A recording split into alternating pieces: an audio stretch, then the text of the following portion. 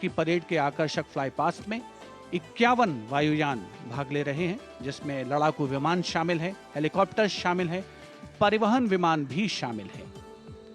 देश की वायुसीमा की रक्षा के लिए सतत मुस्तैद भारतीय वायुसेना के कुशल पायलट्स लगातार उन्होंने कठिन अभ्यास किया है और आज आयोजित होने वाले फ्लाई पास्ट को वर्तमान स्वरूप प्रदान किया है।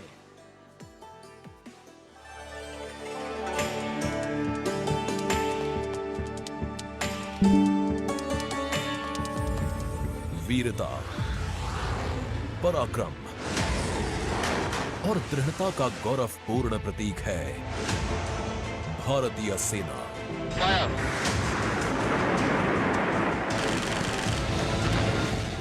भारतीय सेना के शौर्य और अदम्य साहस के गौरवशाली प्रदर्शन को समेटे गणतंत्र दिवस पर होगा भव्य फ्लाई पास्ट। इस वर्ष फ्लाई पास्ट में वायुसेना के 29 लड़ाकू विमान, 8 मालवाहक विमान, 13 हेलीकॉप्टर और एक धरोहर विमान सहित कुल 51 एयरक्राफ्ट दिखाएंगे आकाश में साहसिक करतब।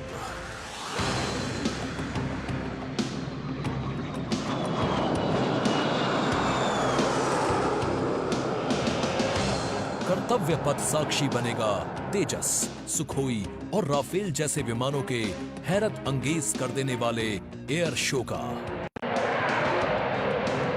इस फ्लाई पास्ट में भरी जाने वाली हर एक उड़ान की होगी एक खास थीम, जो देगी विशेष संदेश।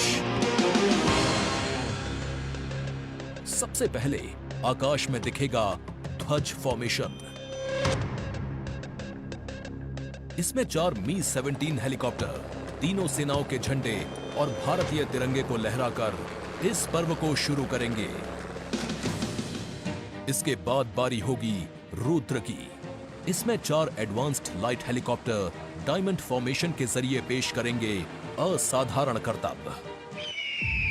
बास की तरह पैनी नजर रखने वाले शूरवीरों का नायाब प्रदर्शन होगा फॉर्मेशन बास में।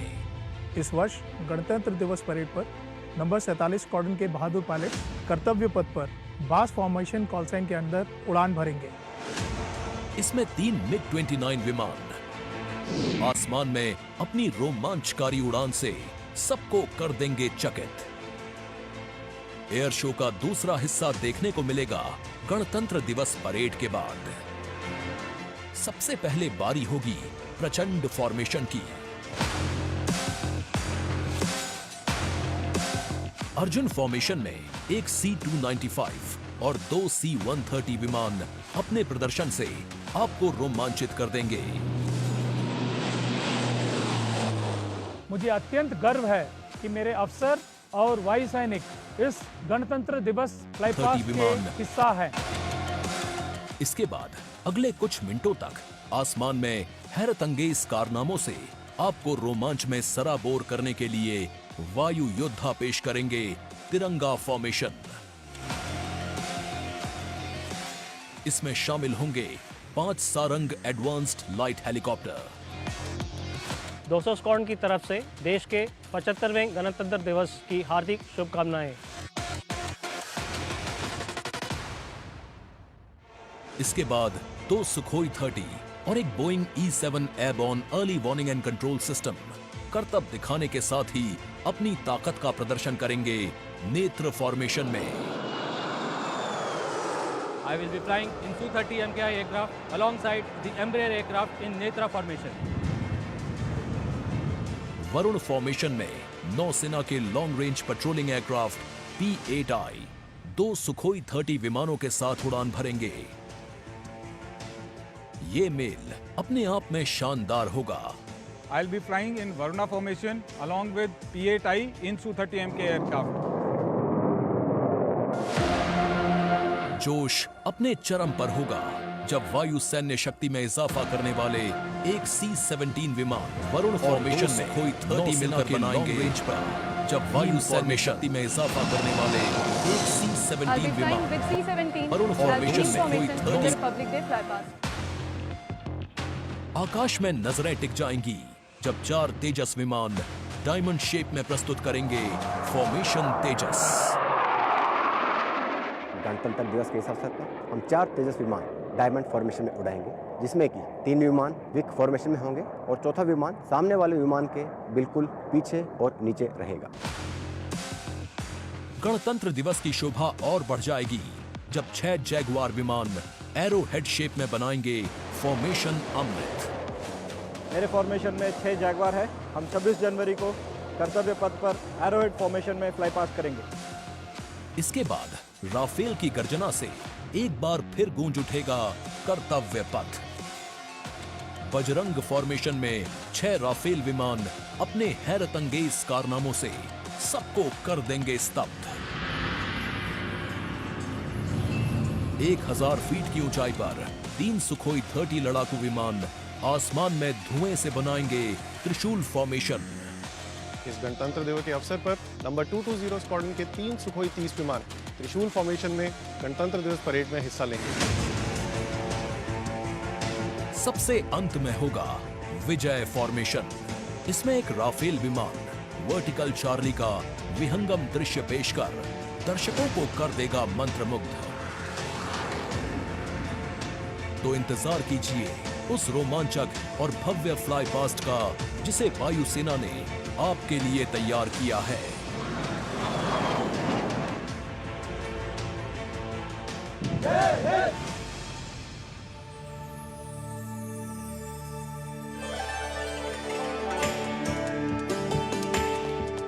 भारतीय वायुसेना भारत का गौरव, और यहाँ कर्तव्य पथ पर इस बार सजावट कुछ विशेष है। यहाँ पर भारतीय वस्त्र कला को कर्तव्य पथ के दोनों ओर अनंत सूत्र के माध्यम से दर्शाया गया है। 26 राज्यों के 136 विशेष मेहमान यहाँ मौजूद हैं और साड़ियों, परिधानों और पर्दों को यहाँ फ्रेम्स में कर्तव्य पथ के दोनों ओर सजाया गया है।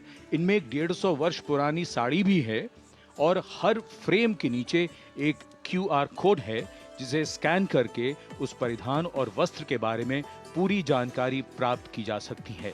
संस्कृति मंत्रालय की ये पहल और कर्तव्य पथ पर अनंत सूत्र का संदेश देने के लिए विशेष मेहमान 136 विशेष अतिथि अलग अलग दीर्घाओं में यहाँ पर मौजूद हैं, जिन्होंने अपने प्रदेश की पारंपरिक वेशभूषा का यहाँ पर प्रदर्शन किया है। विशेष अतिथि, जैसा हम सब जानते हैं, कुल 77,000 दर्शकों के बैठने की जगह है, 42,000 आम जनता के लिए और 13,000 विशेष अतिथि, और इनमें वो भी शामिल हैं जिनका जिक्र माननीय प्रधानमंत्री ने मन की बात में किया। With 108 episodes to its credit, Mann Ki Baat remains a unique and outstanding radio program, standing out as one of its kind globally. This distinctive initiative, introduced in 2014 by Prime Minister Narendra Modi, establishes a remarkable communication endeavour that forges a direct and informal connection with the citizens of India, addressing a broad spectrum of issues from social initiatives to culture and heritage, youth and education, health and environmental concerns. The radio program serves as a crucial instrument in fostering unity by transmitting the PM's thoughts and perspectives to the public. Its significance transcends conventional governance, acting as a platform that not only imparts information but also establishes connections, bringing together the diverse fabric of the Indian populace.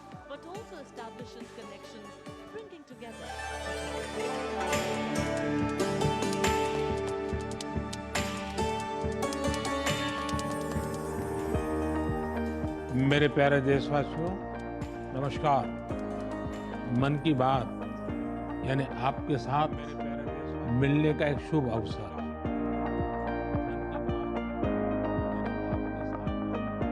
मन की बात यानी माननीय प्रधानमंत्री श्री नरेंद्र मोदी से जन जन की बात। 3 अक्टूबर 2014 को मन की बात कार्यक्रम की पहली कड़ी का प्रसारण हुआ। तब से लेकर आज तक ये कार्यक्रम हर महीने के आखिरी रविवार को सुबह 11 बजे प्रसारित होता रहा है। सियावर रामचंद्र की जय। मेरे प्यारे देशवासियों, मैं नासिक धाम पंचवटी से कर रहा हूँ। पंचवटी वो पावन धरा है जहां प्रभु श्री राम ने काफी समय बिताया था। इसी भाव के साथ आप सभी राम भक्तों को कोटि कोटि नमन। जय सिया राम। राजनीति से अलग हटकर ये कार्यक्रम जन भावनाओं से प्रेरित होता है, यानी मन की बात में लगातार उन मुद्दों और चुनौतियों पर चर्चा की जाती है जिनका देश और देश के नागरिक हर दिन सामना करते हैं। गांव से निकला हुआ एक छोटा सा अभियान सेल्फी विद डॉटर को अंतर्राष्ट्रीय बनाने के लिए मन की बात कार्यक्रम का बेहद सराहनीय योगदान है। हमें नहीं पता था कि ऑनरेबल प्राइम मिनिस्टर हमें टेल एंड पे बॉर्डर के विलेज में भी देख रहे हैं, त्रेवा गांव में। जब उन्होंने लाइव होकर कोई 5.5 मिनट बॉर्डर विलेज त्रेवा में जम्मू में हमसे बात की, ये हमारे लिए गौरवमय बात है कि ऑनरेबल प्राइम मिनिस्टर हमें ये बात बोल रहे हैं। लगभग हर स्तर पर मन की बात कार्यक्रम ने सकारात्मकता की भावना के माध्यम से परिवर्तनकारी भूमिका निभाई है और कहीं न कहीं नकारात्मक दृष्टिकोण को सिरे से नकार दिया है। संभवतः इस कार्यक्रम की सबसे खास एवं रोचक बात ये रही है कि ये देश के 100 करोड़ से भी ज्यादा नागरिकों के बीच संचार के बेहद लोकप्रिय और सर्वसुलभ माध्यम यानी रेडियो के जरिए एक दूसरे से जुड़ने का साधन बन चुका है। वोकल फॉर लोकल का ये अभियान पूरे देश की अर्थव्यवस्था को मजबूती देता है। माननीय प्रधानमंत्री श्री नरेंद्र मोदी ने 23 अप्रैल 2023 को प्रसारित मन की बात कार्यक्रम के 100वें एपिसोड को ऐतिहासिक बताते हुए देशवासियों को बधाई दी थी और सभी को धन्यवाद भी दिया। आपने मुझे मन की बात के 100वें एपिसोड पर बधाई दी है, लेकिन मैं सच्चे दिल से कहता हूं, दरअसल बधाई के पात्र तो आप सभी मन की बात के श्रोता हैं, हमारे देशवासी हैं। इस लोकप्रिय कार्यक्रम को देश के 100 करोड़ लोग कम से कम एक बार सुन चुके हैं और 23 करोड़ लोग नियमित रूप से मन की बात सुनते हैं। 22 भारतीय भाषाओं और 29 बोलियों के अलावा मन की बात का प्रसारण 11 विदेशी भाषाओं में भी होता है। आकाशवाणी के 500 से अधिक केंद्रों के माध्यम से मन की बात कार्यक्रम देश के लगभग 90% भौगोलिक क्षेत्र और 98% जनसंख्या तक पहुंचता रहा है। राष्ट्र निर्माण में जब सबका साथ होता है, तभी सबका विकास भी हो पाता है। भौगोलिक क्षेत्र 27 जनवरी 2015 को अमेरिका के तत्कालीन राष्ट्रपति श्री बराक ओबामा भी प्रधानमंत्री श्री नरेंद्र मोदी के साथ इस कार्यक्रम में शामिल हुए थे। I'm told this is also the first ever radio address by an Indian Prime Minister and an American President together, so we're making a lot of history. मन की बात कार्यक्रम की एक और खासियत रही है कि इस कार्यक्रम में ऐसे अनसंग हीरोज को भी एक प्लेटफॉर्म दिया जाता है जो देश और दुनिया के सामने पहले कभी नहीं आए। जो मुझे साहस मिला है वो मन की बात के माध्यम से मिला है। जो हम लोग कार्य कर रहे हैं, हम लोगों को एक बड़ा मंच दिया है और लोगों की सेवा करने का जो मौका मुझे मिला है, उसके लिए मैं और महिलाओं को भी प्रेरित करना चाहूँगी। ऐसे प्रधानमंत्री जी जिन्होंने दिल्ली पर्सनली बुलाया, प्रोत्साहन दिया, पूरे दुनिया में इसकी एक बहुत ज़्यादा प्रमोशन हो गई और सबको काम मिला, इतने सारे फार्मर्स को लाइवलीहुड मिला।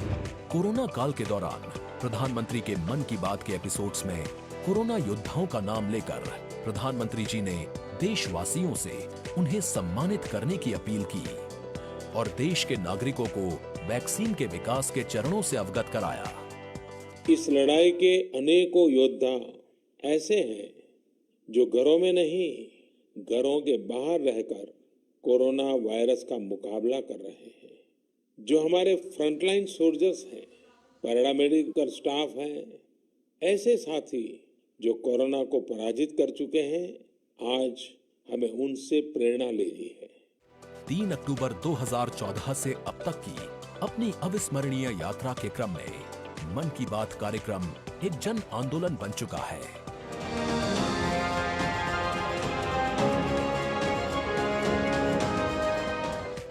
मन की बात का पावन संकल्प है विकसित, खुशहाल और प्रगतिशील Bharat.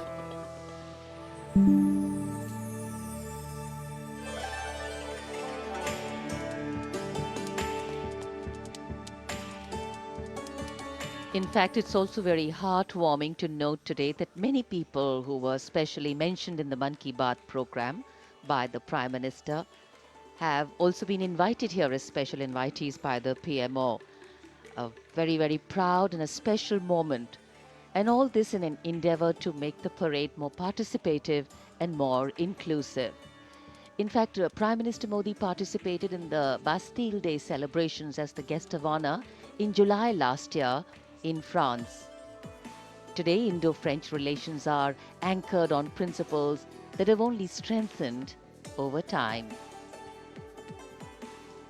With a strong defense partnership at its core, the two nations are committed to the values of mutual cooperation with deep respect for each other's needs and requirements, and they are working together to leverage similar ambitions to empower each other.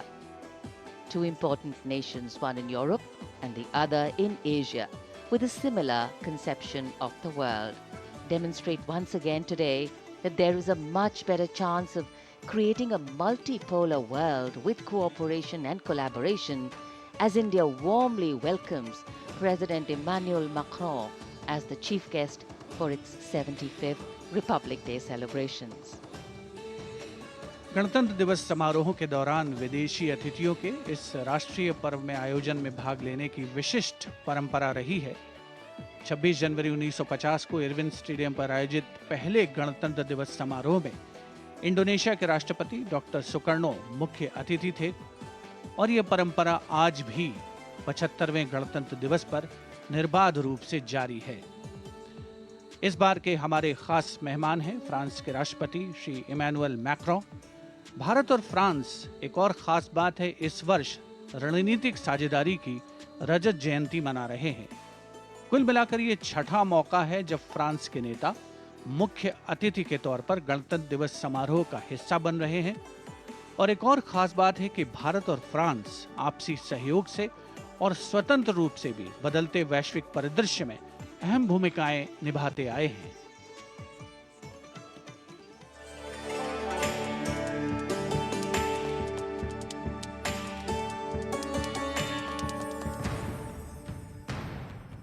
Bharat और France, विश्वास, सम्मान और प्रतिबद्धता, दोनों देशों के द्विपक्षीय संबंध समय के साथ और होते जा रहे हैं प्रगाढ़। प्राइम मिनिस्टर एलिजाबेथ बॉर्न मुझे एयरपोर्ट पर रिसीव करने आई थी। ये आत्मीयता सिर्फ दो देशों के नेताओं के बीच नहीं है, बल्कि ये भारत फ्रांस की अटूट दोस्ती का प्रतिबिंब है। जहां भी, जब भी एक देश को समर्थन की आवश्यकता हुई, वहां दूसरे देश ने उसका भरपूर सहयोग किया। इस रणनीतिक साझेदारी के पूरे हो गए हैं 25 साल। फ्रांस, भारत का दूसरा सबसे बड़ा डिफेंस सप्लायर। 1950 के दशक से ही फ्रांस सैन्य विमानन क्षेत्र में भारत के लिए एक विश्वसनीय भागीदार रहा है। भारतीय वायुसेना में पहली पीढ़ी के डसो ऑरेगन लड़ाकू विमान की खरीद से लेकर हाल के पनडुब्बी और रफायल सौदे तक भारत ने फ्रांस से कई हथियार खरीदे हैं। इसके साथ फ्रांस टेक्नोलॉजी ट्रांसफर कर स्वदेशी उत्पादन क्षमताओं और संयुक्त उद्यमों के जरिए भारत के रक्षा आधुनिकीकरण के प्रयासों में सहायता कर रहा है।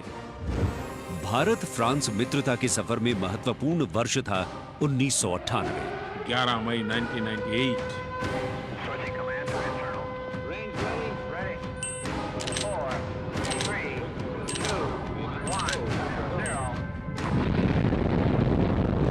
जब भारत ने एशिया में उभरती हुई महाशक्ति के रूप में परमाणु परीक्षण किया, तब तत्कालीन फ्रांसीसी राष्ट्रपति जैक शिराक ने भारत का साथ दिया। पिछले 2.5 दशकों में भारत फ्रांस रणनीतिक साझेदारी के तहत आपस में शांति, सुरक्षा, समुद्री सुरक्षा, जलवायु परिवर्तन, अंतरिक्ष, व्यापार, निवेश, शिक्षा और संस्कृति जैसे महत्वपूर्ण क्षेत्रों में सहयोग करते रहे हैं।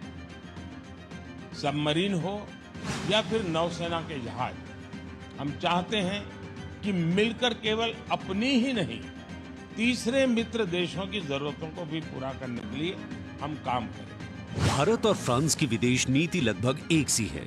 दोनों ही देश स्वतंत्र रणनीतिक स्वायत्ता में यकीन करते हैं। सुरक्षा परिषद का स्थायी सदस्य होने की वजह से फ्रांस ने काउंटर टेररिज्म, आतंकियों पर लगाम लगाने और मिसाइल कंट्रोल रेजीम में भारत का साथ दिया है। हमारे सशस्त्र बल नियमित बातचीत कर रहे हैं और पूरा योगदान कर रहे हैं ताकि इस क्षेत्र में शांति और सुरक्षा बनी रहे और अंतर्राष्ट्रीय कानून का सम्मान रहे। आपसी सौहार्द बनाए रखते हुए प्रधानमंत्री नरेंद्र मोदी ने 14 जुलाई को पेरिस में आयोजित फ्रांस के राष्ट्रीय दिवस समारोह बेस्टिए डे परेड में सम्मानित अतिथि के रूप में भाग लिया।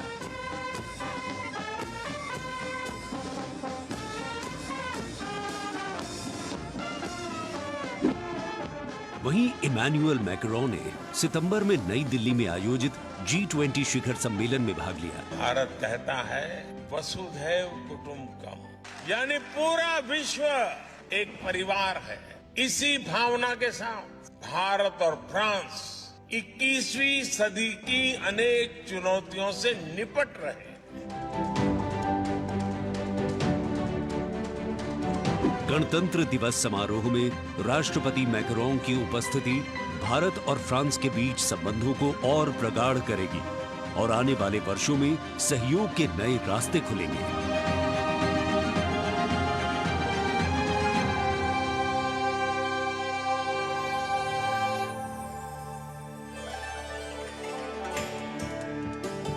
It is a well-established fact that women play an integral part in any society.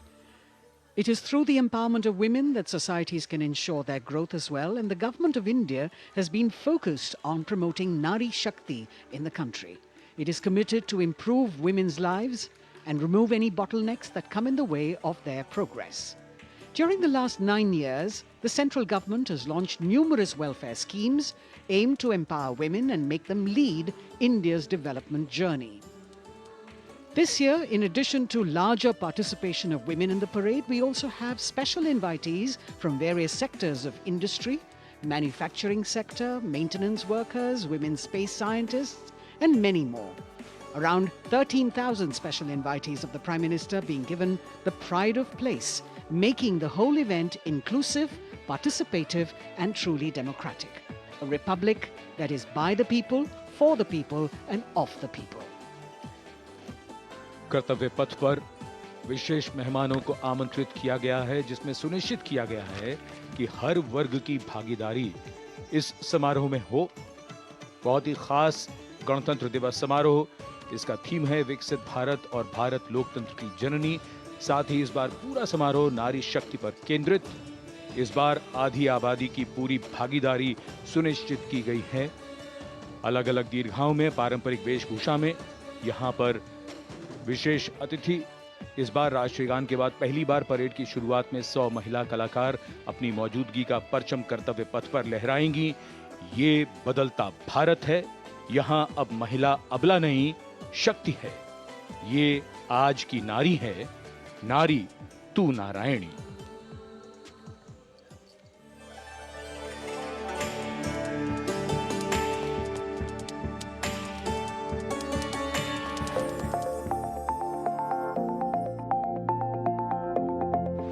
यत्र नार्यस्तु पूज्यन्ते रमन्ते तत्र देवता। जहाँ नारी का सम्मान होता है, वहाँ सुख और समृद्धि का स्वाभाविक रूप से वास होता है। सशक्त और समर्थ महिलाएं हमेशा से ही